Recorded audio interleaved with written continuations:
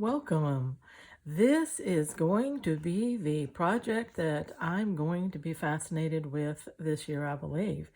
Well, I'm fascinated with all of them, so how can I say that? But this Scrapaganza quilt is going to be so much fun. It just allows me to be wild and do whatever I want on every and any block. So whatever I can come up with is what I can do. So you need to jump in right now and get started with me. It's easy. Just check back with the first episode on this series, block 1, episode 1, and get all the information. And let's go with this. Now, my first block here is done in all hand stitching. Remember, our quilt must be done with scraps and hand stitching. That's basically the only rules. Everything else, size and colors and all that kind of stuff, you get to choose for yourself. But so what I did was I built a background of kind of like a crazy quilt background, but all hand stitched pieces. And then I did a little embellishment.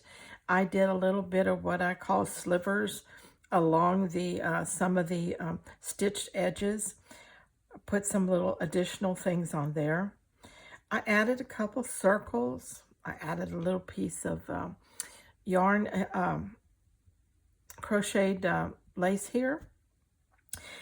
And I decided to use a Mackenzie Child theme or inspiration through this quilt because it's going to be so eclectic that something needs to pull it together.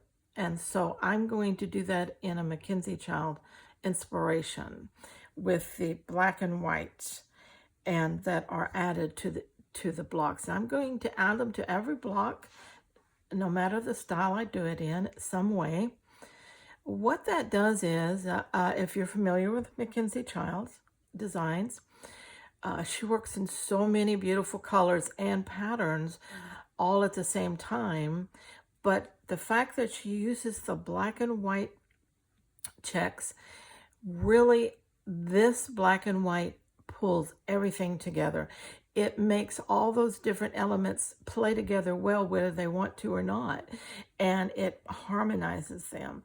And so I'm going to borrow that concept from her and use this inspiration in this quilt. Now, every bit of this is just scraps. There's nothing fancy about it. I didn't do any type of embroidery stitch. This is strictly, in a sense, that decorative. I just did straight stitching, some overcast stitching, and that is it in this. Now we'll be doing some embroidery stitches along on some of my pieces. Got plenty of quilt yet to go. Remember that in my quilt I'm going to end up with 16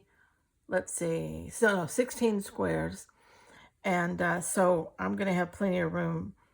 Now this one, I didn't plan it that way, but the way I chose fabrics as I went, this one's quite, almost has a fall look to it, and on the tonal side, darker.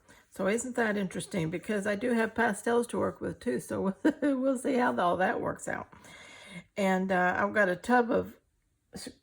several tubs of scraps, and they're kind of bent to different tonal levels.